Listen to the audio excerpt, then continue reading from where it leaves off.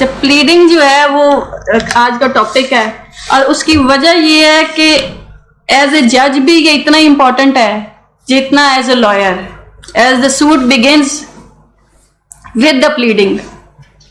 Pleading includes plaint and written statement, but the CPC does not say pleading includes. It says pleading shall mean plaint and written statement.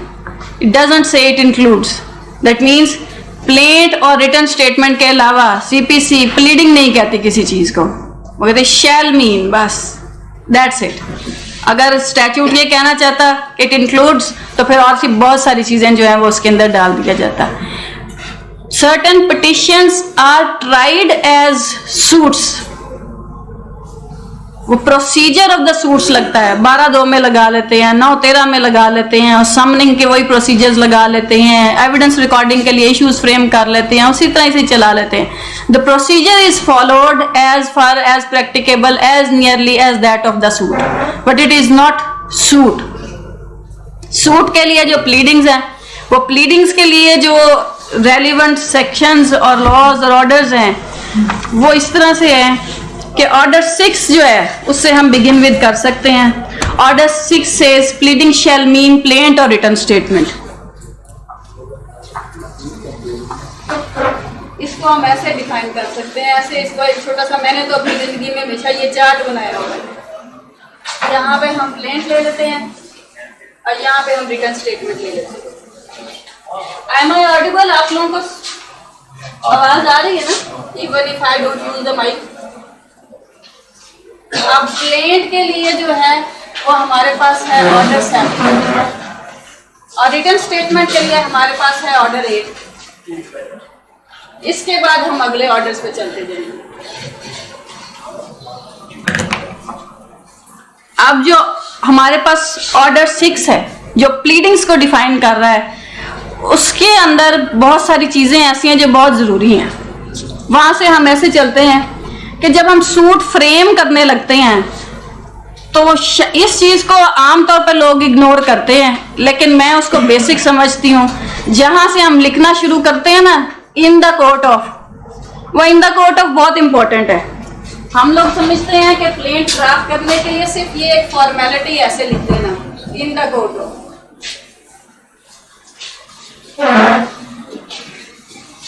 It is not just merely a formality. उसकी वजह ये है, ये in the court of means you must know which court you have to approach to seek redressal for your client. कौन सी court, किस अदालत में जाना है आपने, वो कोर्ट वो अदालत आपको पहले फाइंड करनी पड़ेगी. सबसे पहले सेक्शन 9 जो है वो चूंकि जुरिस्डिक्शन ग्रांटिंग है, वो सिविल कोर्ट को जुरिस्डिक्शन ग्रांट करता है कि all civil suits shall be tried. तो हम समझते हैं कि सबसे पहले तो हमने सिविल कोर्ट ही जाके दावा दायर कर देना है, क्योंकि सेक्शन 9 में तो सारी जुरिस्डिक्शन दी हुई है. उसकी पहले पोर्शन की तरफ हम चले जाते हैं, but the rest of the portion that is ignored. Expressly और इम्प्लाइडली बार्ड वाले को हम छोड़ देते हैं. अब एक्सप्रेस और इम्प्लाइड बार हमें देखना चाहिए. सबसे पहले तो सूट इंस्टीट्यूट करने के लिए जनरल जुरिस्डिक्शन के अलावा, जब मैंने जो थोड़ा बहुत अपने उस्ताद से सीखा और हम ऑफिस में ड्राफ्टिंग करते थे, तो हम ये देखते थे whether there is any express और इम्प्लाइड बार.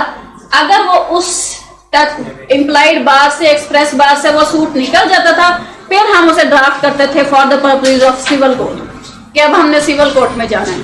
जैसे बैंकिंग लॉ, उसने एक्सप्रेसली बार कर दिया. अब जो आपका फाइनेंशियल इंस्टीट्यूशन ऑर्डिनेंस है, उसके तहत जितने सूट्स बैंक से रिलेटेड हैं, कस्टमर और फाइनेंशियल इंस्टीट्यूशन के, वो बैंकिंग कोर्ट में जाएंगे. इंश्योरेंस ट्रिब्यूनल बन गए, इंश्योरेंस रिलेटेड आप नहीं आ सकते. लेबर कोर्ट बन गई है, लेबर क्लेम्स आप वहां पे नहीं ला सकते, सिविल कोर्ट में नहीं ला सकते. कस्टम्स है. इसके अलावा जितनी स्पेशलाइज्ड कोर्ट्स है, फैमिली सूट्स, फैमिली लिटिगेशन, आप ऑर्डिनरी सिविल सूट के तौर पर ही इंस्टीट्यूट कर सकते हैं. ये सारी वो चीजें हैं जो एक्सप्रेसली बार कर रही हैं. इसके अलावा कुछ ऐसे स्टैट्यूट्स भी आए हैं जिसमें देयर इज नो एक्सप्रेस बार. कहीं नहीं लिखा हुआ कि अब इस कोर्ट की जुरिस्डिक्शन नहीं है. कंकरेंट जुरिस्डिक्शन वाले सूट्स भी हैं हमारे पास. डेफेमेशन ऑर्डिनेंस आया, उसने कहीं नहीं रोका कि आप लॉ ऑफ डैमेजेस जो है अंडर द टॉर्ट आप सूट नहीं फाइल कर सकते। वहां पे ऑर्डिनरी सिविल सूट भी होता है, अगर आप डेफेमेशन ऑर्डिनेंस का प्रोसीजर फॉलो करें तो वहां पे आप जो है वो उधर भी जा सकते हैं। मेंटल हेल्थ ऑर्डिनेंस आया, मेंटल हेल्थ ऑर्डिनेंस के तहत आपने जो मेंटली इल पर्सन है उसके लिए सेशंस कोर्ट में जाना है for certificate, but at the same time CPC के जो प्रोविजन है वो भी वहीं एप्लीकेबल है। सीपीसी के अंदर भी जो है वो लिखा हुआ है वहां पे कि और एडजस्ड बाय द कोर्ट इटसेल्फ। अगर किसी और कोर्ट ने किया, जस्टिस जो पहले लुनेंसी एक्ट था 1912 वाला, उसके बाद उसको रिपील कर दिया मेंटल हेल्थ ऑर्डिनेंस ने, अगर सेशन कोर्ट ने जज कर लिया तभी, या फिर वो court itself can hold an inquiry. तो अगर ऐसा कोई सूट आ जाए जिसके अंदर कोई ऐसा पर्सन है जिसकी मेंटल कैपेसिटी या कैपेबिलिटी क्वेश्चन हो जाए वहां पे, तो इट इज नॉट नेसेसरी कि वो मेंटल हेल्थ ऑर्डिनेंस के तहत आपने उसको प्लेंट रिजेक्ट करके जो है वो फारिग कर देना है। आप अगर as a lawyer you have to plead that you can seek relief from the same court and you can say that the CPC is enabling provision. There is an enabling provision in the CPC which allows this court to hold a local inquiry. वो court itself कह सकती है। अगर वो local inquiry के बाद ये determine कर ले कि this is mentally ill person, तब तो आप भेज सकते हैं, लेकिन लोकल इंक्वायरी वो कोर्ट इटसेल्फ कर सकती है मियरली ऑन द एलिगेशन कि ये मेंटली इल है, अनसाउंड है और इस बंदे का सूट नहीं होना चाहिए। इसके लिए सिर्फ इस एलिगेशन पे प्लेंट रिजेक्ट कर दी जाए या रिटर्न कर दी जाए कि जी अब आप प्रॉपर फोरम में जाएं। अब उससे पहले एक इंक्वायरी उसी फोरम पे होल्ड करवा सकते हैं। तो एक्सप्रेस और इम्प्लाइड बात देखे बगैर हम नहीं जा सकते। फिर सेक्शन 9 के अंदर जो स्टैट्यूट की लैंग्वेज है ना, save as hereinafter provided, वो स्टैट्यूट की लैंग्वेज में पढ़ना चाहूंगी, उससे फिर हम जो है वो आगे चल पड़ेंगे। And the statute says the court shall, और ये ब्रैकेट्स में लिखा हुआ subject to the provisions hereinafter contained. ये जो subject to the provisions hereinafter contained है, ये जनरली अगर इस चैप्टर की हद तक देखी जाए तो फिर हमारी पेक्यूनरी जुरिस्डिक्शन है, टेरिटोरियल जुरिस्डिक्शन है, ये सारा कुछ भी देखना पड़ता है कि आपका शायद सूट जरूर फॉल करता होगा वहां पे, लेकिन उस पेक्यूनरी जुरिस्डिक्शन की कोर्ट में फॉल ना करता होगा। हो सकता है पार्टीज रिजाइड ना करती हूँ इसलिए वो सूट वहां पे कॉम्पिटेंट ना हो सकता है कॉज ऑफ एक्शन वहां राइज ना हुआ, कॉन्ट्रैक्ट वहां ना हुआ, कॉन्ट्रैक्ट ब्रीच ना हुआ हो। तो जितने एंटीसीडेंट्स हैं सेक्शन 20 तक वो सारे देखने पड़ेंगे। यही नहीं कि आप कहीं भी कोई भी सूट इंस्टीट्यूट कर सकते हैं, आपको वो पार्टीज भी देखनी पड़ेंगी, आपको कॉज ऑफ एक्शन भी देखना पड़ेगा, और इसके साथ आपको देखना पड़ेगा कि किस कोर्ट की जुरिस्डिक्शन में ये सूट जाना है। उसके बाद जो है वो आपका प्लेंट की ड्राफ्टिंग शुरू होती। तो इसलिए जो मैंने पहले लिखा ना कि हम लोगों के पास एक ये चीज है इन द कोर्ट ऑफ, ये इन द कोर्ट ऑफ सिर्फ फॉर्मेलिटी नहीं है कि आपने सेशंस कोर्ट में चले गए और सिविल कोर्ट में चले गए। You have to know thy court. हमने अपने उस्ताद से सुना था नो दाई कोर्ट, वो एक तो वो है ना नो दाई जज, एक है नो दाई कोर्ट। आप सीखेंगे, पहले समझेंगे कि विच कोर्ट टू अप्रोच। आप एक लिटिगेशन करते रहते हैं after period of 10 long years high court या 20 years हाई कोर्ट और supreme court would say that you have chosen A wrong forum. हम लोग उन लोगों के राइट्स को प्रोटेक्ट करने के लिए, लोगों को रिलीफ ग्रांट करने के लिए यहाँ पे मौजूद हैं, आप भी और मैं भी। And we all are paid for this job. ये कोई ग्रेटिट्यूस भी नहीं है, आप फीस लेते हैं, हम सरकार से तनख्वाह लेते हैं, हम सबको देखना है। हमारे पास तब हमने देखना है जब हमारे पास प्लेंट आता है, लेकिन आप लोगों ने eight the time of drafting of the plaint देखना है कि हम जिस रिलीफ के लिए जा रहे हैं वो यहाँ से मिल सकता है या we have to choose another forum. वहां पे थोड़ी सी एहतियात कीजिए, जरूर देखिए कि कहाँ पे जाना चाहिए, कौन सा रिलीफ सीख करना चाहिए। फिर जब आप इस कोर्ट के फोरम से आगे निकलेंगे फिर आपके पास आ जाता है फ्रेम ऑफ द सूट। उसको बनाना कैसे है, कैसे उसमें क्या क्या कुछ लिखना है, वो फ्रेम ऑफ द सूट जो है वो भी आपको सारा स्टैट्यूट गाइड करता है।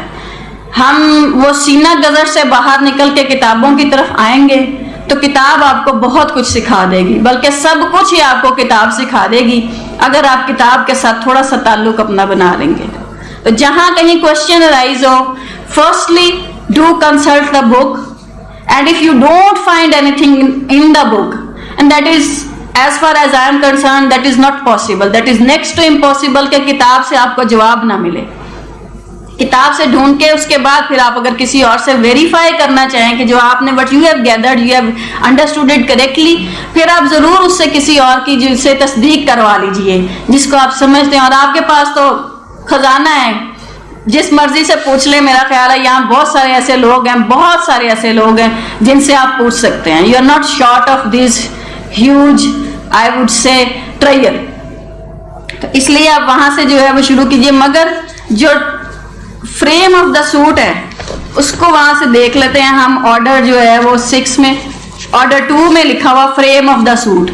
ऑर्डर 2 कहता है कि every suit shall as far as practicable be frame so as to afford ground for final decision. जैसे शाह साहब ने बिगिन विद करते हुए कहा ना कि हमने पहले ये देखना है हमारा प्लेट रिजेक्ट तो नहीं हो जाएगा, ऐसा कुछ नहीं लिखना। और उसको देख लिखने के लिए जब आपने बनाना है सूट तो फिर ये भी देखना है कि it should afford A ground for final decision. और सीपीसी के में जितना प्रोसीजर अब तक मैंने समझा है उसके लिए जो दूसरा पर्पस उसने दिया हुआ वो कहते हैं कि and to prevent further litigation concerning them. इसके लिए सेक्शन 11 भी है, इसके लिए ऑर्डर 2 रूल 2 भी है, इसके लिए सेक्शन 12(2) भी है, इसके लिए 23(2) भी है, इसके लिए 7(11) भी है। ये सारे वो प्रोविजंस हैं जो कि प्रिवेंट फर्दर लिटिगेशन की तरफ जाते हैं। ये सीपीसी है। फिर आगे टीपीए में हम सेक्शन 52 देखते हैं, 41 देखते हैं। ये सारे प्रिवेंटिंग फर्दर लिटिगेशन। तो अगर आपने जब सूट फ्रेम करना है तो पहले ये देखना कि आप उस सूट में वो सारे फैक्ट्स लिखे हैं जिससे कोई ground for final decision make out होती हो, और उसको ऐसे फ्रेम करें कि उसके अंदर वो सारी चीजें आ जाएं कि कल को दूसरा दावा दायर ना करना पड़े उससे रिलेटेड एक फ्रेम करने के लिए एक और सूट ना करना पड़े। क्योंकि अगर आपने कुछ चीजें छोड़ दी, if you leave out few, फिर ऑर्डर 2 आपके सामने आके खड़ा हो जाएगा।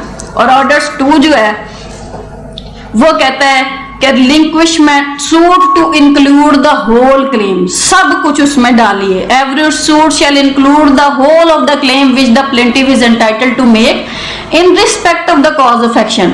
बट ऑप्शन है, बट द प्लेंटिफ में क्या कर सकता है, ओमिट टू सू और रिलिंक्विश एनी पार्ट।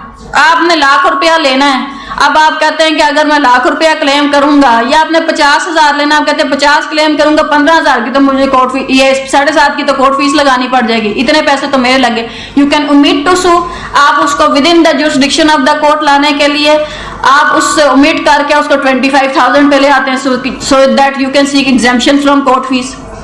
अगर आप समझते हैं कि मैं इसके अंदर अगर आपने पैसे दिए हुए हैं with interest and you feel that you are not entitled to interest, आप इंटरेस्ट पोर्शन रिलिंक्विश करके अपना दावा दायर कर सकते हैं कि I don't claim this, interest पे दिया तो थे but I don't feel that it is acceptable to me, तो मैंने वो पोर्शन रिलिंक्विश कर लिया। But when you omit to sue and you relinquish any portion, तो फिर आपको उस प्लेंट में लिखना पड़ेगा कि मेरा असल तो दावा इसके खिलाफ इतने रुपए का होना था, मगर मैं बगैर इख्तियार समाअत अदालत इतने पैसे का क्लेम छोड़ता हूं। आपने रिलिंक्विशमेंट भी लिखनी है, या मैं वो हासिल नहीं करना चाहता इसलिए मैं वो मांगता नहीं हूं रिलीफ अदालत से। और अगर आप ऐसा करते हैं, ओमिट करते हैं, तो फिर आप उसके लिए सब्सिक्वेंट सूट नहीं कर सकते।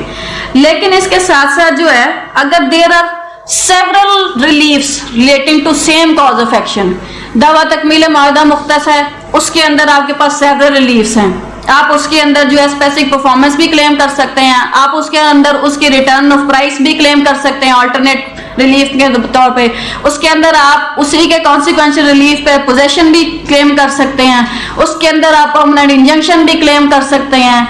इवन के सो कि आप उसके अंदर अगर हमारे यहाँ पे मैंने जो प्लीडिंग्स में एक कमी साथ साथ दावों के साथ साथ मैं वो कमी भी जो है वो थोड़ा सा हाईलाइट करना चाहूंगी। प्लीडिंग्स में हम करते क्या, we do not seek for compensation for defect of title. What if during the pendency of the suit it appears that the defendant has lost its title? उसकी जो सेल डीड थी it has been cancelled, it has been declared null and void by any competent court. अब specific performance तो आपका degree नहीं हो सकता। Alternatively आपने ना रिलीफ मांगा है आपकी रिफंड का और ना आप कॉम्पनसेशन क्लेम कर रहे हैं, कि वेंडर विद इम्परफेक्ट टाइटल वाला जो स्पेसिफिक रिलीफ एक्ट कहता है कि आप उसमें कॉम्पनसेशन दी जा सकती, वो आप नहीं मांगते।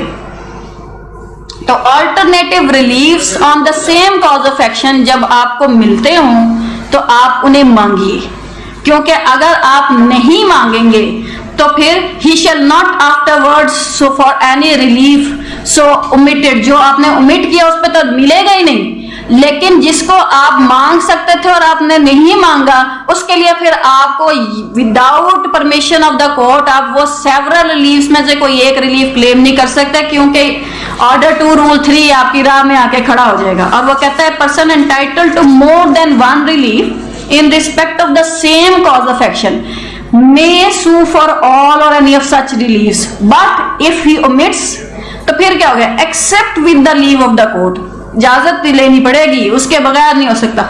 To sue for such relief he shall not afterwards sue for any relief so omitted, जो रिलीफ उसने छोड़ दिया उसको वो दोबारा नहीं मांग सकता, खुद से नहीं मांग सकता, उसके लिए उसको फिर उस अदालत की इजाजत लेनी पड़ेगी कि अब ये सरकमस्टांस हो गए। तो रादर के आप बाद में परमिशन सीख करें, जिस वक्त आप एट लिबर्टी हैं कि जो मांगना चाहे मांग लें, तो उस वक्त आप वो रिलीफ सीख कर लें। तो frame of the suit should be कि जितने रिलीफ्स आपके कॉज ऑफ एक्शन में मिलने चाहिए वो दिए जाए। I had one suit before me, it had stood the test of time for 15 long years. There was a suit for partition without seeking any relief for possession. दावा तकसीम जायदाद, that's it. And when I decided the list and I had to announce the judgment and I had to write the judgment, so it was merely relief of partition. And what is the fun of having your property partitioned if you cannot seek your possession? अगर आपने उसके साथ कब्जा ही नहीं मांगा तो partition करा के क्या करेंगे, शेयर तो वहीं लिखा हुआ है, पहले भी कागजात में लिखा हुआ है। तो पार्टीशन होती है बाय मीट्स एंड बाउंड्स, आपको कब्जा दिला के आपका हक अलग करके दे दिया जाए, this is your part of the property. तो that relief was not even asked for. फिर व्हाट आई डिड, मैंने सेक्शन 94 की सप्लीमेंटल प्रोविजन का लिखा उसके अंदर कि this is the provision which enables me कि मैं I can pass any order to prevent multiplicity of proceeding and to prevent abuse of process of the court. दो चीजों को लगाकर फिर मैंने उसको रिलीफ और सेपरेट पोजेशन भी दिलवाया, और उसके अंदर फिर लिखा कि चूंकि प्लेट में जो आप जनरलाइज लिख रहे थे ना, एनी अदर रिलीफ, जो इस ऑर्डर में भी सीपीसी भी जिसको परमिट तो करती है, वो जो जनरल रिलीफ है ना वो भी कुछ आपको सेव कर लेता है बाजू का जो आपने लिखे होते हैं, और कोई दीगर करी दाद रसी जो के करीने इंसाफ वो दिलाई जाए, तो वो बहुत दफा आपके रेस्क्यू के लिए आता है, and that is very good employ, वो जरूर लिखिए उसके अंदर। But reliefs must be specifically sought कि हमें ये चाहिए। पिछले केसेस में पुराने दौर में ये होता था, रेंट की पिटीशन में इजेक्टमेंट सीख कर ली और उसके बाद दीगर दावा दायर कर दिया कि हमें वापस भी सारा कुछ दिलाया जाए, जितने रेंट था वो भी दिलाया जाए। सूट फॉर पोजेशन में आप मींस प्रॉफिट क्लेम कीजिए, साथ ही मिल जाएंगे। उसने कोई डैमेज टू द प्रॉपर्टी किया, उसके लिए डैमेजेस भी उसी में क्लेम कर लीजिए कि इसने दुनाने इस्तेमाल ये जायदाद जो है उसको मेरे को ये नुकसान पहुंचाया, इसका मेरा ये तखमीना है, वो भी उसके अंदर ही क्लेम कर लीजिए। So that all the reliefs must be in the same suit. बाज़ औक़ात एक ऐसी चीज आ जाती है कि आपको जजमेंट एंड डिग्री ऑब्टेन करने के बाद जब जजमेंट एंड डिग्री वो वेरी मॉडिफाई या सेट असाइड हो, तो उसके लिए अक्सर मैंने ये देखा है लोग जो है वो उस रिलीफ को वापस लेने के लिए जो उस डिग्री की वजह से उससे ले लिया गया था एक जदीद दावा दायर कर देते हैं। मैं उसको प्लीडिंग का पार्ट समझते हुए जो है वो आपको सिखाना चाह रही हूँ, समझाना चाह रही हूँ। 144 CPC इट सेज रेस्टिट्यूशन। अगर किसी जजमेंट डिग्री कोई सेट असाइड या मॉडिफाई हो और उसमें किसी से कोई रिलीफ, कोई पार्ट, कोई चीज ले ली गई हो और you are entitled to return of that, तो आपके लिए सेपरेट सूट नहीं है। आप 144 की एप्लीकेशन उसी कोर्ट में दीजिए और उस कोर्ट में देते साथ वो रिलीफ उस पिटिशन में वापस ले लीजिए, रादर देन कि आप उसके अंदर जो है वो एक नया सूट फाइल करें। सब्सिक्वेंट सूट उसके अंदर नहीं होगा। एम आई क्लियर ना? अगर कुछ उसको मुझे समझाने की जरूरत है तो I can give you an example. अगर किसी से डिग्री के तहत कब्जा वापस ले लिया जाए, डिग्री फॉर पोजेशन है, और उसके बाद वो डिग्री सेट असाइड हो जाए, तो the person who has been out of possession under the degree, he can seek his possession, he can restore his possession under section 144 CPC. काफी चीजें एक दूसरे से इतनी लिंक्ड होती है, मेरा ख्याल हम आगे ही आगे चलते जाते हैं. How much time I have? Unlimited. मुझे ऐसे लगा, मैंने कहा ये ना हो कि मेरी वजह से जिस वक्त आप लोग ना थोड़ा सा उगता आ जाए और थक जाए, मैं नहीं थकूंगी, तो आपने मुझे रोक देना है कि इनफ, बस अब यहाँ पे वो एक लेवल आ गया सैचुरेशन का, अब हम सैचुरेटेड हो गए हैं, अब इससे ऊपर डल नहीं रहा, तो आई विल स्टॉप, वहां पे मैं रोक दूंगी. ये ऑर्डर 2 से कुछ बातें थी रिलेटेड. उस ऑर्डर 2 के बाद जो है वो हम लोग, मैं जाना चाहती कि हम सीधा जो है ये ऑर्डर 6 पे चले जाते हैं, ऑर्डर 6 के प्लीडिंग्स पे. और प्लीडिंग्स में जो है वो आप ये देखें, हमने अभी तक सुनते आए हैं कि pleadings are not evidence, pleadings are not evidence, लेकिन एक सवाल साथ ही ज़हन में आ जाता है, what about the admissions in the pleadings? Evidence तो नहीं है. प्लेंट में कुछ एडमिट किया हुआ, रिटन स्टेटमेंट में कुछ एडमिट किया हुआ, फिर वो शहादत नहीं है, तो हमें उसका क्या फायदा? उसका फायदा यह है कि हमें कानून शहादत जो है वो प्रोटेक्शन दे देता है 113 में. QSO आपको आगे कहता है कि admitted facts are not required to be proved. नहीं, it is not mandatory rule, it is the discretion of the court.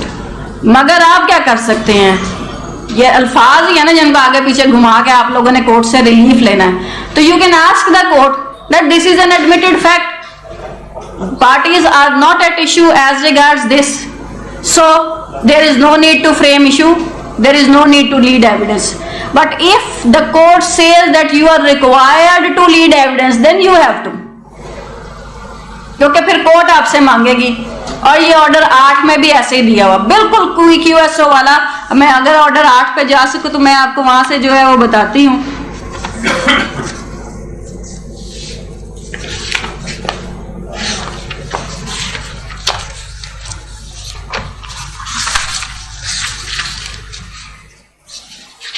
और वो ऑर्डर 8 में जो है वो ये एक रूल है, सब रूल 5 है, ऑर्डर 8 रूल 5, उसमें लिखा हुआ स्पेसिफिक डिनायल.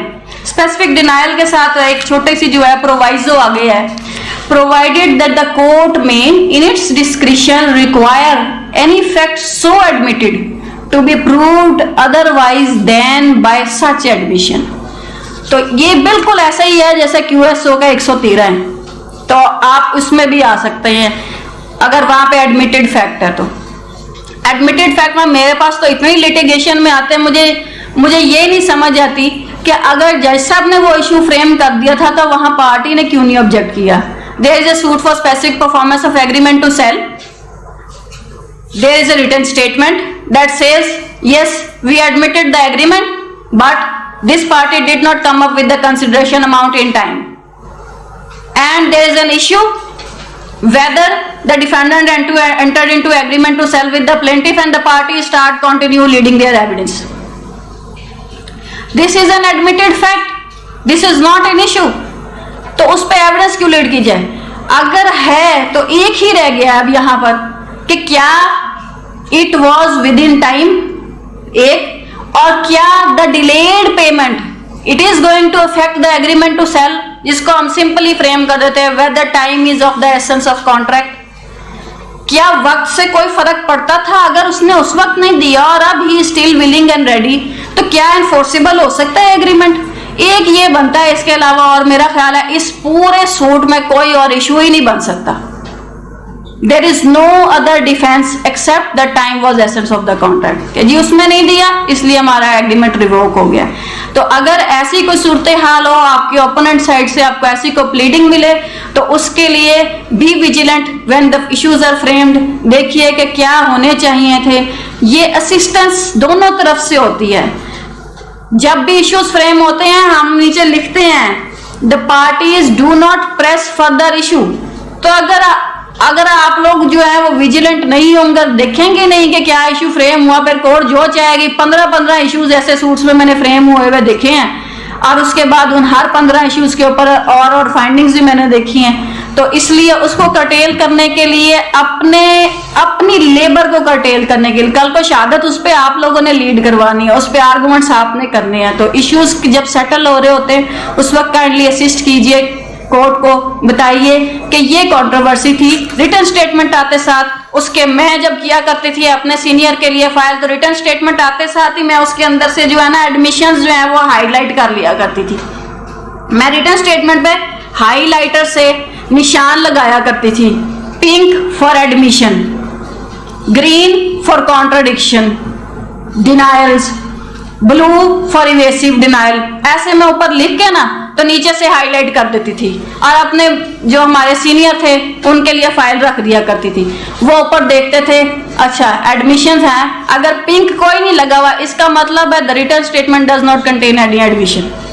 तो वो कहते थे अच्छा अब कंट्रोवर्सी क्या है, मैं कहती थी देख लें मैंने निशान लगाया हुआ, let's discuss, this is the controversy. फिर हम वहां से जो है वो खुद से इशू फ्रेम किया करते थे वहां बैठ के, अच्छा क्या होगा, और अगर अदरवाइज है कोई चीज रह गई है तो हमारी फौरन एक एप्लीकेशन जाती थी कि ये अप्रोप्रिएट इशू था, ये फ्रेम नहीं हुआ।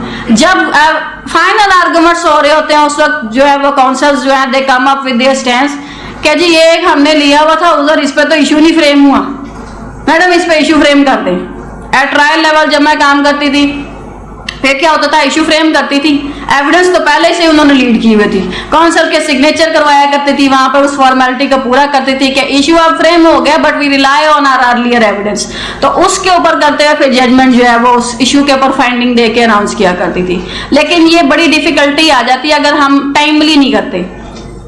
एक प्रैक्टिस जो मैंने अपने ट्रायल लेवल के ऊपर अडॉप्ट की है, आप as assistants to the court अगर कोई खुद जज साहब नहीं करते, I would make a request to all of you कि आप कोर्ट को रिक्वेस्ट तो कर सकते हैं ना कि जब हम लोगों के लिए 7 डेज का पीरियड है for filing of list of witnesses eight the time of settlement of issues, तो फिर महीने की या 2 महीने की डेट पहले क्यों डाल दी जाती है?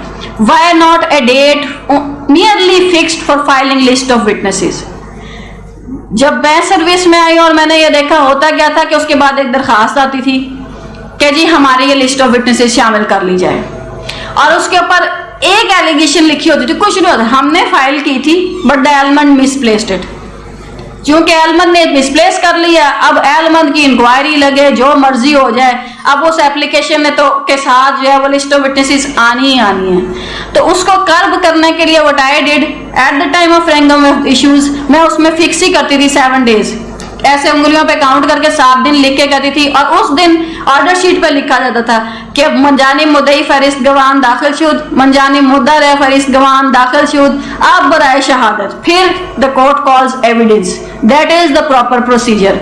तो अगर आपके यहाँ पे प्रैक्टिस में ऐसे नहीं है तो यू कैन रिक्वेस्ट, जिस दिन आपने रिटर्न स्टेटमेंट फाइल कर दी है या स्टे एप्लीकेशन की आर्गुमेंट्स करें, स्टे एप्लीकेशन के आर्गुमेंट्स करते साथ एक रिक्वेस्ट जज साहब को कर दीजिए कि सर बराए मेहरबानी जब आज इश्यूज फ्रेम करेंगे तो अगली पेशी 7 दिनों की फहरिस्त गवाहान के लिए डाल दीजिएगा। इससे कॉन्शियस हो जाते हैं हम लोग, जब अपनी डायरी पे आप लोग नोट करेंगे बराए फहरिस्त गवाहान, तो आप जब प्रोसीडिंग्स देखेंगे आप कहेंगे अब तो फहरिस्त गवाह लेनी है। You will contact your client, you will ask him कि लिस्ट दो भाई अगली पेशी है, और if at the time of that date लिखा जाएगा कि फहरिस्त गवाह मंजानी मुद्दा या मुद्दई दाखिल नहीं की गई, तो फिर आप जानते हैं कितनी कोशिश करनी पड़ती है। फिर उसके बाद वो जो सुप्रीम कोर्ट की अब लेटेस्ट जजमेंट आ गई है वो हर जगह आपको हिट कर रही है, और जब हिट कर रही है फिर आपकी निगरानियां ऊपर आ रही हैं। Although I am daringly setting aside all those orders, but वो लेबर 6 महीने, साल, 1.5 साल तक जा सकती है। उसको अवॉइड करने के लिए हमें सिर्फ एक एफर्ट करनी है, एक 7 दिन का वक्त हम लोगों को चाहिए, और उसके अंदर हम वो सारी 1.5-2 साल की लेबर जो है अवॉइड कर सकते। फर्दर लिटिगेशन रुक जाएगी, जो हमारी एफर्ट है एक CPCM में कह रहा है फर्दर लिटिगेशन रोके, फर्दर लिटिगेशन रोक ले, इस तरीके से रोक ले। इनको नींद आ रही है, थोड़ा सा पानी पिला दें। आपको नींद आ रही है, आपको नींद आ रही है, I think you are not finding it interesting, तो थोड़ा सा पानी पी लें, या शायद सोए नहीं रात को। आप कभी इधर आके देखें ना, यहाँ जो है बैठे हुए शायद इतना फील ना हो, लेकिन when you are standing at this side of the rostrum, मतलब you can see each and every person that is sitting next to you, और आप देख सकते हैं। And the person who is here, उसकी सबसे बड़ी जो खुशी होती है ना, वो ये है कि the people who are sitting next to him और हर, वो जो वो बताना चाह रहा है वो उनके लिए कोई बेनिफिशियल है। और हम लोग कहते थे जब लॉ कॉलेज में होते थे, जिस क्लास में हमें इंटरेस्ट नहीं होता था तो मैं कभी क्लास बंक नहीं करती थी, लेकिन अपने उस उस्ताद की मैं भी बंक कर लेती। मैं कहती थी लोरियां ही देनी है सर ने, मैंने सो जाना फिर, और फर्स्ट रो में मैं बैठती थी तो मैं सो नहीं सकती थी, इसलिए फिर मैं कहती थी आज बंक कर लेते हैं, इससे बजाय से कि मैं सामने बैठ के सो रही हूँ। एंड आज स्पीकर वुड फील कि जी कुछ नहीं है मेरे पास, तो इस वजह से जो है ना वो अच्छा नहीं लगता। बस इतनी सी बात। अच्छा, अब उसके बाद जो हम प्लीडिंग्स ड्राफ्ट करते हैं, इसके अंदर जो है वो जो हम लोगों को फॉर्म दिए हुए हैं, अगर अव्वल तो आपके पास इतनी गाइडेंस है, आपको शायद उस परफॉर्मेंस की जरूरत नहीं पड़ेगी, but the CPC the code it teaches you, वो आपको खुद बताता है अगर ये दावा दायर करना है तो उसके लिए क्या करें। वो फॉर्म दिए हुए अपेंडिक्स ए में किस किस्म का दावा, उसको किस तरीके से ड्राफ्ट करना है, उसमें क्या होना चाहिए, हर तरह के दावे की पीछे जो है ना वो एक नकल बना के उन्होंने दी हुई है, उसके अंदर आप फिल इन कर सकते हैं। ये इसका रेफरेंस जो है ये ऑर्डर 6 रूल 3 में दिया हुआ फॉर्म ऑफ प्लीडिंग्स, और वो वहां पे लिखा है the forms in appendix A when they are applicable of like collector as nearly as may be shall be used for all pleadings। shall be used में नहीं लिखा हुआ, shall लिखा हुआ है। आपको सिखाने के लिए उन्होंने फॉर्म पीछे दे दिया, वो कहते हैं हमको फॉलो करें, देख के वहां से किस किस्म का सूट और उसकी क्या प्लीडिंग्स होनी चाहिए। उसके बाद एक जो असूल प्लीडिंग्स में हमारे पास आ जाता है कि आपने मटेरियल फैक्ट्स लिखने हैं। सिर्फ ये नहीं लिखा हुआ, मटेरियल फैक्ट्स लिखे हुए हैं, फैक्ट्स नहीं, not only facts, material facts. अब as a lawyer you must know what are material facts. Sahil ने आपको पूरी कहानी बता दी है, अब आपको ये देखना है कि कौन सी चीज है जिसको आपको मटेरियल फैक्ट्स डिटरमिन करने का एक टेस्ट है, उसका एक लिटमस पेपर टेस्ट है, एंड दैट इज अगर आपने ये आज ना बताई तो कल इसका नुकसान क्या होगा, आप क्या कल को नहीं कर सकेंगे। वो जो नहीं करने वाला फेलियर आ जाएगा वो आपको बताएगा कि ये आज करना है। जितनी प्लीडिंग्स ओरल ट्रांजैक्शन के लिए, इधर it is agreement to sell, इधर इट इज गिफ्ट, और भी कोई आपका ओरल क्लेम पे है, तो उसके लिए जरूरी है, जैसे शुफा के दावे में बड़ी सख्ती से जरूरी है, you must mention the date, time, place, witnesses, the manner, the mode in which everything happened. These are all material facts. Otherwise शायद किसी और सूट के लिए तारीख महीना मेंशन करना जरूरी ना हो, लेकिन जहां पे हम ओरल ट्रांजैक्शंस पे आ जाते हैं, ओरल एग्रीमेंट टू सेल लिखना है, लिखिए। ओरल गिफ्ट है, उसके लिए आप डेक्लेरेशन का दावा ड्राफ्ट करते हैं, लिखिए कब हुआ था, उसके लिए फिर आपको एक और भी है, ऑफर भी लिखनी है, स्पेसिफिक एक्सेप्टेंस भी लिखनी है। अगर माइनर है तो उसके बिहाफ पे ये भी लिखना है कि किसने एक्सेप्ट किया था, क्योंकि अगर आप माइनर के बिहाफ ये डिटरमिन करना होता है, क्योंकि वो बंदा शायद इस वक्त मेजर हो गया है जिसके लिए आप डेक्लेरेशन सीख कर रहे हैं, लेकिन जिस डेट की वो डेक्लेरेशन मांग रहा है उस वक्त वो माइनर था। अब आप फर्जी दावा लिखते हैं और कहते हैं मुद्दई ने को जो है वो ये घिबा हुआ फलाने गवाहान की मौजूदगी में, अब मुद्दई ने जो है वो इसका जो है वो जो है एक्सेप्ट कर लिया हिबा को। Weather he could, he was minor at that time, इसका ख्याल नहीं रखा जाता। अब क्या होता है कि जब व्हेन द सूट प्रोसीड्स तो आता है कि जी वॉज माइनर, वो खुद आता है बतौर गवाह, मुद्दई ने तो आना है, वो आएगा और व्हाट ही वुड से कि बवक्त हिबा जो है मेरी उम्र, वो पूछेंगे क्रॉस में जी कितनी थी, वो कहेगा जी मेरी उम्र 7 साल थी। भाई तुमने तो अर्जी दावे में लिखा, तुमने हिबा को कबूल किया, तुम तो कर ही नहीं सकते, मॉडर्न लॉ आ जाएगा रास्ते में, वो कहेगा कि जी उसकी जगह पे तो किसी और ने करना था। तो जब आपने गिफ्ट के लिए एक ओरल ट्रांजैक्शन के लिए लिखना है तो माइनर की हद तक ये भी देखिए। फिर प्लीडिंग्स में अब माइनर का जिक्र हो गया तो माइनर के लिए ये, कहीं जो माइनर प्लेंटिफ है उसके लिए आपको किसी गार्डियन की जरूरत नहीं है। Minor can sue through next friend. आप अर्जी दावा में उसकी वालदा, उसका वालिद, उसका बड़ा भाई जो हयात है उसमें लिख सकते हैं कि वो एज नेक्स्ट फ्रेंड आ रहा है। But if you sue a minor defendant तो उसके लिए आपको गार्डियन एड लाइटम अपॉइंट करवाना पड़ता है। बाज़ वक़्त पूरा दावा डिसाइड हो जाता है, अपील में आते हैं और उस वक्त आकर पता चलता है कि जी माइनर डिफेंडेंट्स दे वर अनरिप्रेजेंटेड, उनकी तरफ से जवाब दावा किसी ने फाइल कर दिया, उनकी तरफ से वकालतनामा भी आ गया वो फाइल, इस लेक्ना को कोर्ट्स ने तो फिल इन कर दिया। उन्होंने कहा कि if there is next of kin who has defended the suit on behalf of the minors तो this it can be rectified. उसको उन्होंने रेक्टिफाई कर लिया कि ठीक है, वाज ड्यूली रिप्रेजेंटेड। मगर हमारी जिम्मेदारी से हम नहीं मुबर्रा हुए, हम वहीं के वहीं जिम्मेदार हैं कि हमें ऑर्डर 32 वाली जो है एक दरखास्त देनी है कि इसका गार्डियन एड लाइटम अपॉइंट कर दिया जाए ताकि वो अनरिप्रेजेंटेड ना रहे। एक दफा आपने ट्रायल में ये करवा लिया, फिर अपील है, रिव्यू है, रिवीजन है, सुप्रीम कोर्ट तक जाना है, उन माइनर्स का गार्डियन जो एड लाइटम अपॉइंट हुआ है। अब ये डिफेक्ट आपका खत्म होता है। अब उन माइनर्स के बिहाफ पे किसी ने एग्रीमेंट करना है, there is a guardian ad litem, compromise हो सकता है उनके बिहाफ पे, क्योंकि उन्होंने तो अपने इंटरेस्ट को वॉच नहीं करना, उनका इंटरेस्ट किसी और ने वॉच करना है। उसके लिए हम लोगों को विजिलेंट होना है कि हमने एक माइनर का जो है वो गार्डियन एड लाइटम अपॉइंट करवाना है, उसके लिए जरूर कर दीजिए। फिर जहां पे पार्टिकुलर्स ऑफ फ्रॉड अलेज करते हैं, fraud is not just a वेग एलिगेशन, उसके लिए इंसिडेंट्स ऑफ फ्रॉड कैसे कैसे किया गया वो लिखना जरूरी है। अगर आपने वो नहीं लिखना तो फिर ऑर्डर 6 रूल 4 जो है वो आपके रास्ते में आ जाता है। और वो कहता है जी पर्टिकुलर्स ऑफ फ्रॉड मेंशन करने थे, एक इशू भी इसके ऊपर फ्रेम हो जाता है कि इंसिडेंट्स ऑफ फ्रॉड मेंशन नहीं किए गए, तो काइंडली जब लिखिए, जैसे कि एक बंदा कहता है जी मेरे से इंतकाल पे इन्होंने धोखे से दस्तखत कर ली, व्हाट वाज द धोखा। अब अगर वो ये स्टेट करे कि जी मैंने जैसे आज गांव में बड़े आराम से वो ये बहाना जो है वो अपलेंट्स में आना भी शुरू हो गया, मुझसे बेनजीर इनकम सपोर्ट के लिए इन्होंने अंगूठे लगवा लिए, this is the particularly the incident of fraud के कैसे किया गया है। मेरा शनाख्ती कार्ड बनवाने के लिए मुझे लेकर गए, कैसे अंगूठे लगवा लिए ये अब उसने एक्सप्लेन किया। अब he was in need of, अब आप इसके लिए फर्दर एविडेंस लीड कर सकते हैं, उसको बता सकते हैं, मगर ये फैक्ट लिखना जरूरी है कि कैसे फ्रॉड हुआ है। तो इंसिडेंट ऑफ फ्रॉड अब आपने मेंशन करना है इसके अंदर। अब इमूवेबल प्रॉपर्टी के जितने दावे होते हैं उसके ऊपर डिस्क्रिप्शन पूरी नहीं होती, तो डिस्क्रिप्शन भी यही सीपीसी कहती है कि अगर प्रॉपर्टी आइडेंटिफाइबल है विद रिस्पेक्ट टू खसरा नंबर्स, खाता नंबर्स, बाउंड्रीज, सर्वेज नंबर्स, तो फिर आप लिखिए उसके अंदर कि which is the suit property, जिस तरीके से भी मोस्ट प्रॉपरली आइडेंटिफाइबल है उसको मोस्ट अप्रोप्रिएटली आइडेंटिफाई करें विद बाउंड्रीज, मशरिक मगरिब शुमाल जनूब लिख के बताइए, ठीक है।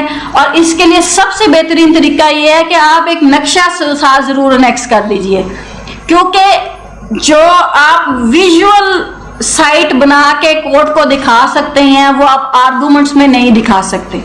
आप एक नक्शा नजरी मौका, no code no law prohibits you from doing this, कोई नहीं आपको कहता कि आप नक्शा, जहां आपने दावात करना है, तकमील मायदा मुख्तस का दावा है, जो प्रॉपर्टी आपके पास एग्रीमेंट टू सेल में लिखी हुई है उसका नक्शा बना सकते हैं। आपने दावा दिलापा ने कब्जा करना है, जो प्रॉपर्टी आपकी है आप उसको स्पेसिफाई कर सकते हैं, आप उसकी बाउंड्रीज बनाइए, उसका खसरा नंबर, सर्वे नंबर सब लिखिए, ये आइडेंटिफाई कर देता है उस प्रॉपर्टी को इतना अप्रोप्रिएटली। कल को जब आपको कब्जा लेना होता है इन सारे दावों के तहत, तो आपको कब्जा लेने में बड़ी आसानी होती है कि मेरा डिक्रीड पार्ट ये है, मुझे इसका कब्जा दिलाया जाए। तो इसलिए उसको आइडेंटिफाई कीजिए, विद रिस्पेक्ट टू बाउंड्रीज कीजिए ताकि आसानी हो सके। ये तो है हमारे फ्रेम में। हमने प्लेट में क्या करना है, प्लेट के साथ भी कुछ चीजें लगानी होती हैं, वो लिस्टें सी जो होती हैं, फरिश्तें। अब जो बड़े वकला हैं वो नहीं भरते, अब वो चूंकि जूनियर्स भरते हैं, तो जो न्यू कमर्स होंगे उनको पता होगा, पता नहीं अब आप लोग भी भरते हैं कि नहीं भरते, कि मुंशी ही भरता है, I don't know what is the practice. But हमारे ऑफिस में what I use to do, जब मैं दावा ड्राफ्ट करती थी, प्लेन ड्राफ्ट करती थी, तो मैं सारी फरिश्तें भी खुद भरती थी, क्योंकि I knew what were the consequences. जब तक आपको किसी चीज का आखिरी नतीजा नहीं पता होता ना, तब तक आप उस काम को करने से घबराते डरते नहीं हैं। हमें डर ही तब लगता है ओए इसका ये हो जाना है, फिर हम उस वक्त डरते हैं, नहीं नहीं भैया अब नहीं ये करना। तो आपको सीपीसी बताती है कि आपने करना क्या है, और अगर ये नहीं करना तो फिर इसका कॉन्सिक्वेंस क्या है, उसकी लिस्टें, उसके लिए कॉन्सिक्वेंस क्या है, वो भी जो है वो हम सारा जो है वो देख लेते हैं। क्योंकि जनरली मैं उन चीजों पे नहीं जा रही, जैसे अमेंडमेंट ऑफ प्लीडिंग्स है, आपने कैसे करानी है वो आपको बता रहा है। एक चीज अमेंडमेंट ऑफ प्लीडिंग्स से मैं ऐड करना चाहती हूँ कि बाज़ औक़ात ऐसी एप्लीकेशंस भी ड्राफ्ट होती हैं कि amendment in the pleadings of the other party सीख की जाती है, इसके जवाब दावे में तरमीम कर दीजिए।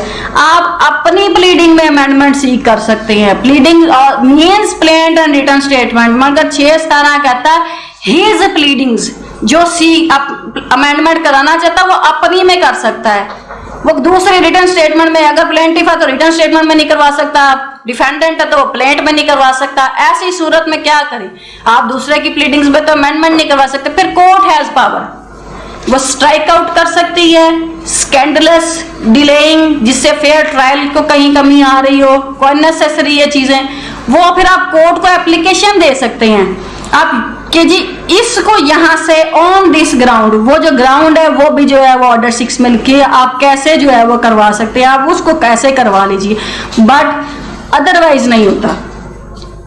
और फिर एक छोटी सी जो है वो एक और बात जो है वो ऑर्डर 6 के साथ साथ मैं चलती चलूं कि अगर आपने अमेंडमेंट की परमिशन ले ली है और फिर क्या होता है, बस हम परमिशन लेते हो फिर हम सो जाते हैं और कोर्ट मांगती रहती है मुरम्मा अर्जी दावा, मुरम्मा जवाब दावा, और फिर हमने नहीं देना होता। शायद आई डोंट नो क्यों नहीं देना होता, वो शायद लॉयर्स ज्यादा बेहतर आंसर कर सकते हैं, मैं नहीं कर सकती कि क्यों नहीं देते, मगर वो ले गए परमिशन फिर नहीं देते। But the statute is strict, कानून जो है वो ऑर्डर 6 रूल 18 कहता है failure to amend after order, अगर तो ऑर्डर में टाइम फिक्स है 15 दिन में दें तो फिर आपको उस 15 दिन में देना है, और अगर टाइम फिक्स नहीं है तो फिर 14 डेज स्टैट्यूट फिर आगे आ जाता है।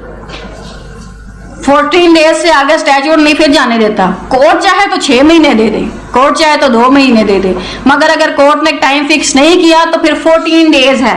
अगर आप उसमें अमेंडमेंट नहीं की रिक्विजिट, फिर क्या होगा, फिर उसके बाद है he shall not be permitted to amend after the expiration of the period that is fixed by the court or of the 14 days, जो भी कर दिया जाए। तो इसलिए अमेंडमेंट सीख करने के बाद बराए मेहरबानी अमेंडेड प्लेंट और रिटर्न स्टेटमेंट दाखिल कर दिया कीजिए, ठीक है। अब एक इसके अंदर एक और आती है, जहां कोई डिफेंडेंट एक्सपायर हो जाए, आप डिफेंडेंट एक्सपायर हो गया, that defendant has never appeared before the court, ये एक सिचुएशन है, वो ऑलरेडी एक्स पार्टी है। अब क्या ऐसे एक्स पार्टी डिफेंडेंट के भी लीगल ईयर्स को इंप्लीड करना है? What is the answer? करना है। एक डिफेंडेंट का रिटर्न स्टेटमेंट का राइट स्ट्रक ऑफ हुआ है, फिर वो एक्सपायर हो जाता है, उसको इंप्लीड करना है, उसके लीगल ईयर्स को? स्टैट्यूट सेज नो, कोई जरूरत नहीं है। एक्स पार्टी डिफेंडेंट के लीगल ईयर्स को अपॉन हिज डेथ इंप्लीड करने की जरूरत नहीं है। एक डिफेंडेंट जिसका अपना रिटर्न स्टेटमेंट का राइट स्ट्रक ऑफ हुआ है, उसके लीगल ईयर्स कंप्लीट करेंगे, आगे क्या होएगा, उसके लीगल ईयर्स आएंगे, फिर आप मुरम्मा जवाब मांगेंगे। तो अब आप देखें कि आपने एक ऐसा काम शुरू कर दिया है, आपने ऑब्जेक्ट नहीं किया, अब आपको पता ही नहीं है, आप कहेंगे जी ये फौत हो गया, ठीक है, मगर इसका तो रिटर्न स्टेटमेंट का राइट स्ट्रक ऑफ हुआ। अब इसके डिफेंस में अगर जो लोग आएंगे, इसके लीगल ईयर्स, क्या वो अदरवाइज कोई और राइट क्लेम कर सकते हैं इन द सूट जो उनके प्रेडिसेसर के पास था? वो उसी के स्टेप करेंगे ना शूज में। तो इसका मतलब है अगर उनके प्रेडिसेसर का रिटर्न स्टेटमेंट का राइट स्ट्रक ऑफ हुआ है तो उनका भी हुआ है, अब वो आगे क्या करेंगे? यहाँ एक एनॉमली है, किसी वक्त जो है वो शाह साहब से इस पे मैं डिस्कशन करना चाहूंगी कि सारी की सारी एविडेंस लीड होती है प्लीडिंग्स के ऊपर। जो मेरा सवाल है अभी तक कायम तो अनआंसर्ड, प्लीडिंग्स खड़ी हैं तो शहादत है, शहादत है तो फिर you have a defence, you have a defense, then you can cross, then you can lead your evidence. But if there is no pleading, a defendant whose right to written statement has been struck off, उसका तो कोई जवाब दावा ही नहीं है, और वो उठ के आता है और वो कहता है कि जी मैं क्रॉस तो कर सकता हूं ना, तो मैं क्रॉस करूंगा। अब क्या क्रॉस एग्जामिनेशन एविडेंस नहीं है? तो जिसका राइट स्ट्रक ऑफ हुआ है वो एक एविडेंस करा रहा है और इज कंटिन्यूइंग, और उसने उस क्रॉस कराते कराते अपना पूरा डिफेंस लाके आगे रख दिया अदालत के, हालांकि technically is knocked out of the court. अब ऐसे लीगल हेयर्स को इम्प्लीड करना, उन्हें जवाब दावे के लिए आने देना, फिर वो एक डिफेंस ले आए, फिर उस डिफेंस को कंटिन्यू करना, ये है abuse of process of the court. इसको रोकने के लिए हम तब एक्टिव हो सकते हैं जब हमें पता हो कि ऐसे में नहीं आना। मेरा ख्याल है, मुझे फीडबैक नहीं मिली सिवाय एक दो लोगों से कि सब के, लेकिन मेरा ख्याल है कि यहाँ सभी लोग हम इतना ही समझते थे कि ऐसे नहीं आना है, क्योंकि अगर हम डिफेंडेंट साइड से होंगे फिर तो हम लड़ेंगे, हम कहेंगे जी हम तो एक्सपर्ट ही, हमें तो आने दें, हमने तो आना ही आना है क्योंकि हमारा प्रीडिसेसर एक्सपर्ट ही था। बट द स्टैट्यूट वो कहता है कि नहीं। और सूट कैसे प्रोसीड करेगा? सूट के लिए अब आप उस पे जाएं, आप उसको चैलेंज करने के बाद चुप करके बैठे रहते हैं। एक्सपर्टी डिफेंडेंट के आप वकील हैं, आप चुप करके बैठे रहते हैं और वो एक्सपायर हो गया, वो एक्सपायर हो गया, उसके लीगल एयर्स इंप्लीड नहीं हुए। जब अपील आई तो अब आप आ गए, या जजमेंट आई तो आप उसको अपील करने के लिए आ गए, और आप इस ग्राउंड पे अपील करते हैं कि जी वो तो डिफेंडेंट एक्सपायर हो चुका था, एक डेड पर्सन के अगेंस्ट डिग्री आ गई है तो इट इज ए नलिटी, इसको चैलेंज कर दें। अब आप समझेंगे कि आप सक्सेसफुल हैं। द स्टैट्यूट वहां पे फौरन आगे खड़ा हो जाता है, वो कहते हैं नहीं, सच ए डिफेंडेंट जो एक्सपायर हो गया है, इफ इट वाज एक्सपार्टी या उसका राइट स्ट्रक ऑफ हो गया था, सूट ऐसे प्रोसीड करेगा as if he was alive, वो जिंदा बैठा था। तो इसलिए अब आगे जो है वो आपकी प्लीडिंग्स के सिलसिले में, चूंकि ये इतने रिलेटेड चीजें थी, ऑल्दो मुझे लग रहा था कि बहुत बड़ा हो जाएगा, लेकिन फिर मैंने सोचा कि नहीं, ये वो चीजें हैं जो शायद हम इग्नोर कर देते हैं, जिससे हमारी लिटिगेशन बहुत आगे जा रही है। तो सीपीसी का जो मेन एम है, कर्टेल करें लिटिगेशन जितनी है पॉसिबल हो सकती है, और वो हम लोगों का काम है ना। आप उस लिटिगेशन को हमारे पास लेकर आते हैं, आपने उसको कर्टेल कर अपनी एफर्ट करनी है, उसको हमने कर्टेल करने के लिए अपनी एफर्ट करनी है, ठीक है। उसके लिए जो है ये छोटी छोटी सी चीजें बहुत जरूरी थी। फिर वो लिस्टों पे आ जाए, जो फर्द पता है, फर्द मुनिसरा है, फर्द दस्तावेजात पेश करता है, अगर वो नहीं आती तो आप जानते हैं कि क्या होता है, फिर आपको लाने नहीं दी जाती वो। बट फर्द पता की बात जो है ना, वो बड़ी मजेदार है। जहां फर्द पता है अगर नहीं देते तो सूट डिसमिस हो जाता है। अब अगर सूट किसी जज साहब ने डिसमिस कर दिया तो चूंकि आजकल ये नहीं होता तो फिर आप सब नाराज हो जाएंगे, ठीक है। तो आप ना अपने लिए आसानी करें, कोर्ट के लिए आसानी करें, फर्द बता दें। What if that plaintiff expires, अब वारसान के साथ आपका राबता नहीं है, उसका नंबर ऑफ हो गया, वो मर गया, उसका सेल नंबर बंद, आपके पास किसी और का राबता नहीं है। अब आपके पास फर्द पते में उसके वारिसान की कोई कैफियत नहीं है, आपने कभी लिया ही नहीं, आपने सिर्फ उसका पता लिखा हुआ है, मुद्दई का। उसके साथ जो 7 ऑर्डर 7 रूल 26 ये है प्लेंटिफ के लिए, और ऑर्डर 8 रूल 13 है डिफेंडेंट के लिए, वो देगा। अब सीपीसी इधर मुझे नहीं लगता किसी के पास है, अगर किसी ने रखी हुई है तो काइंडली खोल के देख लीजिए, वहां से आपको पर्टिकुलर्स पता लग जाएंगे, आपने क्या क्या कुछ वहां पे देना है वो आप देंगे। और उसके कॉन्सिक्वेंसेस भी स्टैट्यूट कहता है कि अगर आपने नहीं दिए तो he shall have his suit dismissed, जिसने प्लेंटिफ ने नहीं लगाए। फिर हम लोग वो जो महीनों की लंबी एक्सरसाइज होती है ना, फरिश्त वारसान, वो हमें पता ही नहीं होता। अगर हमने पहले से ली हुई होगी तो फरिश्त वारसान, वो ये नहीं है कि आपने मुद्दई का नाम बोल दिया तो पता लिख देना है, दैट इज जस्ट फर्द पता। फर्द पता इज वो जिन जिन लोगों को अपने बाद हियर कहता है कि वो मेरी जगह पे, मैं उनको नॉमिनेट करता हूं, मेरे बाद वो मेरे वारसान के तौर पर इस दावे में आ सकते हैं, वो उसने देने हैं, प्लेंटिफ ने अपने देने हैं, डिफेंडेंट ने अपने देने हैं। इसकी एक और बड़ी मजेदार जो है वो एक लिटिगेशन में मैंने एक मैटर डिसाइड किया और उसकी मैं आपको बताती हूँ कि इस तरह करने का और क्या फायदा होता है। एक पर्सन था, ही हैड 2 वाइफ्स, 2 बीवियां थी और दोनों बीवियां सगी बहनें थी। एंड ही हैड कंसील्ड या समहाउ डिस्क्लोज्ड। अब जो कंसील किया था, डिस्क्लोज किया था, वो दोनों जो second wife and that husband both have expired. जो फर्स्ट वाइफ से बच्चे थे, they were litigating for the inheritance and they said कि जी ये इससे कभी हमारे बाप ने शादी ही नहीं की, उसने कभी शादी नहीं की, इसलिए ये जो डिफेंडेंट्स हैं ये हमारे बाप की औलाद ही नहीं है।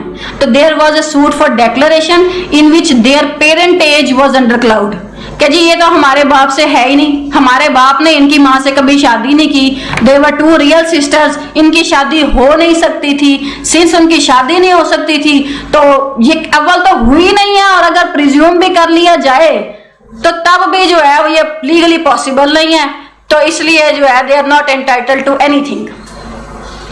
अब उसके अंदर पहले जो है वो मैंने डिसाइड किया था जो उसमें कि what is the status of this relationship. ये मैरिज वर्ड नहीं है, it is voidable as far as Hanafi कानून इज कंसर्न।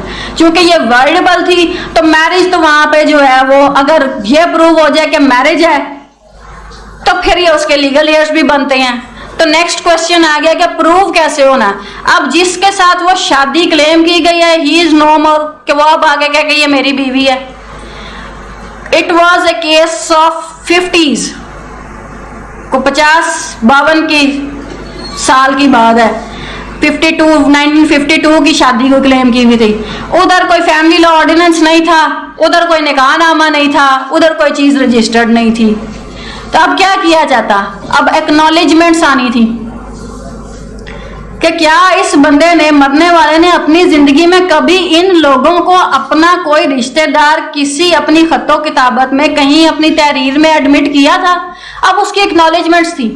उसकी एक्नॉलेजमेंट्स में चूंकि वो पुराना दावा था ना, पुराने वकीलों का दावा था, तो उसकी फाइल्ड पिटिशंस जो थी कोर्ट्स में, उसकी अर्लियर लिटिगेशन, जो प्रॉपर्टी जब उसने ली थी कभी लिटिगेशन करके, उसमें जो उसने अपने डॉक्यूमेंट्स लगाए हुए थे, फरिश्तें लगाई हुई थी, they were duly signed that included those defendants as his here's.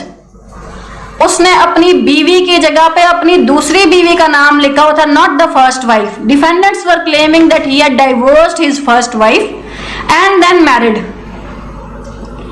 तो मैंने कहा कि डाइवोर्स भी प्रूव नहीं हो रही, तो स्टेटस तो दोनों का वर्डेबल मैरिज है और इसमें लेजिटिमेट है ये, तो इसलिए उनको इनहेरिटेंस भी दी और एक्नॉलेजमेंट्स इस तरह की। इसके अलावा बहुत से documents, but this was one incident कि ये एक डॉक्यूमेंट भी था कोर्ट को हेल्प करने के लिए कि उसकी अपनी लाइफ की एक्नॉलेजमेंट्स हैं कि ये मेरे वारिसान हैं। तो ये आसानी है आइंदा आपको, आइंदा लिटिगेशन में भी, और ये जो मामला आपने नहीं सोचे होते या उनमें भी जाके आसानियां पैदा कर देते हैं। तो इसको इंश्योर कीजिए, ये आप नहीं करते हैं, इसमें कोई कोर्ट आपके लिए हेल्प नहीं कर सकती।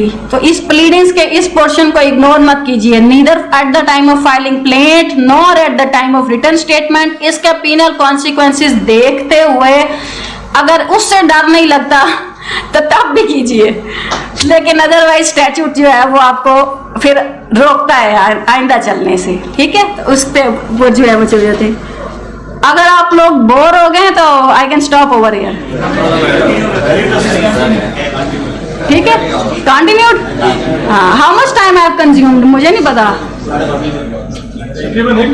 घंटा हो गया। चले मेरा ख्याल 1 बजे तक तो हम चल सकते हैं, 1 बजे तक चले जाते हैं। अब ये फहरिस्तें भी आ गई, ये प्लीडिंग्स भी हो गई। अब इसके बाद मैंने जो बताया था हमारे एडमिशंस आ गए, एडमिशंस के बाद फिर हमारे इश्यूज आ गए, इश्यूज के बाद फिर हमारी एविडेंस जो है वो लीड होना शुरू हो जाती है। एविडेंस के लिए भी आप देखें, प्लीडिंग्स एविडेंस के बियॉन्ड प्लीडिंग्स नहीं हो सकती। तो प्लीडिंग्स में अगर कोई प्ली रेज नहीं की हुई तो फिर उस पर एविडेंस नहीं आनी। एंड व्हाट इफ हम भी नहीं देखते, जज साहब ने भी नहीं देखा कि जो शहादत हो रही है ये एज पर प्लीडिंग्स है कि नहीं, आपने भी जल्दी जल्दी शहादत करवाई, ये नहीं देखा कि जो चीज ये मुद्दई कहीं जा रहा है क्या ये प्लेट में है, या जो चीज आज मुद्दल शहादत में दर ये प्लेट में है और वो शहादत रिकॉर्ड होगी। अब जो भी आमदा शहादत है इसके बाद इसकी सिफ्टिंग शुरू होती है और वो आपके आर्गुमेंट्स का काम है। आप अपनी एविडेंस और अपने प्लीडिंग्स सामने रखते हुए जो बियॉन्ड प्लीडिंग्स है शहादत में से लाल पेंसिल से काटते जाइए। And there is one just argument as regards that evidence. Sir, madam, this is beyond pleadings, it can not be read in evidence, it has come on record but it can not be read in evidence. अब आपकी शहादत जो है मेरा ख्याल है ऐसी जिरा पढ़ने या वो शहादत देने के बाद जो शहादत काम की रह जाती है, जो अब तक मैंने एक्सपीरियंस किया वो कोई इतनी सी रह जाती है 15-20 सफ़ों के बाद। अब उस काम की एविडेंस में आपने एडमिशंस निकालने हैं, उस काम की एविडेंस में से ही आपने कॉन्ट्राडिक्शंस निकालने। तो जब आप एविडेंस पढ़ने लगे किसी भी दावे के लिए तो प्लीडिंग सामने रखते हुए उसको डिस्कार्ड करते जाए विच इज बियॉन्ड प्लीडिंग्स, और फिर उस पोर्शन को देख लीजिए जो पोर्शन पीछे रह जाता after this shifting, and that constitutes your arguments. फिर उस पर आपके आर्गुमेंट्स तैयार हो जाते हैं। तो ये बड़ा ही आसान तरीका है फाइल प्रिपेयर करने का। मैंने ये सारे मैकेनिज्म्स अपने लिए तब किए हैं जब मैंने थोड़ा सा पीरियड, मैंने कभी कोर्ट प्रैक्टिस नहीं की। I have never been a regular lawyer, I have never appeared before any court, क्योंकि मैंने जब LLB किया था तो उस वक्त रिक्विजिशन आई हुई थी 2004 में, और 2004 में मैंने उसी वक्त जुडिशरी का इम्तिहान दिया और I got selected in my first attempt by the grace of almighty. So I don't know कि केस कैसे प्लीड करना है। I never knew before I sit as a judicial officer at civil courts Aiwan Adl Lahore. That was my first posting, वहां मुझे पता चला था। लेकिन मेरे वाले साहब ही happen to be a lawyer, so I have all the respect for the lawyers. मेरे बुजुर्ग मुझे उनमें अपने वाले साहब नजर आते हैं, और जब तक मेरी यहाँ पे तैनाती रहेगी बुजुर्ग जो है वो फील करते रहेंगे कि मेरी मोहब्बत बुजुर्गों से थोड़ी सी ज्यादा है। तो जो मेरे छोटे भाई हैं वो प्लीज प्रेजुडिस मत फील कीजिएगा, वो ये मत सोचिएगा कि बुजुर्गों की तो ये देखे सीनियर काउंसिल आ जाए तो मैडम जो है वो ज्यादा ही नरम हो जाती हैं, because I see them as my elders as well. जो हमारे इखलाकी मियार हैं काइंडली उनको जरूर बरकरार रखिए। कोई हमारा कुछ भी ना हो, वो हमसे अगर उम्र में बड़ा है ना तो उसकी उम्र का लिहाज कीजिए। आप शायद अदरवाइज बहुत स्ट्रॉन्ग केस लेकर आए होंगे कोर्ट में, लेकिन this strong case must not prejudice you that you have got the license कि आप किसी दूसरे को ह्यूमिलिएट कर सकते हैं। तो इसलिए all maintaining all the respect argue your case, और उसके बाद आराम से कोर्ट से जाइए।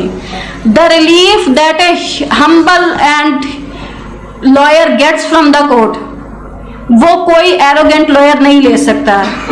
एज ए जज मैं आपको बता रही, we have almost in every case इतनी डिस्क्रिशन होती है कि अगर वो हमें हम्बल लॉयर हो तो हम बड़ी आराम से स्पेरिंगली एक्सरसाइज नहीं करते। अगर कोई लॉयर जिस तरह से हो तो फिर हम लोग जो है वो, अगर कोई उतना शॉर्ट टेम्पर्ड हो जैसा भी तो फिर वो शायद उसको इस्तेमाल करेंगे, कहेंगे कि जी ठीक है ये हुआ है। तो लेकिन मेरी कोशिश में, it's my first appearance before all of you, तो मेरा एक असूल ये है कि जब मुझे गुस्सा आ जाए तो आई डोंट वर्क, मैं अपनी फाइल सारी क्लोज कर लेती हूँ। जिस दिन मुझे लगे कि I am not right over here या मैं किसी भी बात से प्रेजुडिस हो गई हूँ, मैं कोई चीज़ डिसाइड नहीं करती, मैं भी सारी फाइलें बंद कर देती हूँ कि आज जो है ना I am not in A fit state of mind कि मैं डिसाइड कर सकूँ। किसी और का नुकसान मेरी ज़ात की वजह से ना हो जाए तो आज ख़त्म बस।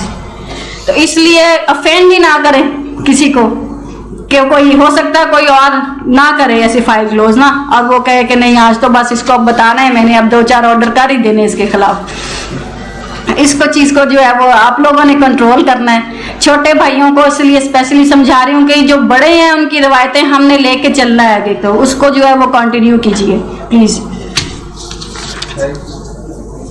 अब ये लिस्ट ऑफ डॉक्यूमेंट्स वगैरह वाला आ गया। इफेक्ट ऑफ डेथ वाला जो है ना ये 22 ऑर्डर 22 है, अगर आप वहां पे देखना चाहें उसमें राइट टू सू, सर्वाइवल, ये सारा जो है वो उसके अंदर दिया हुआ है।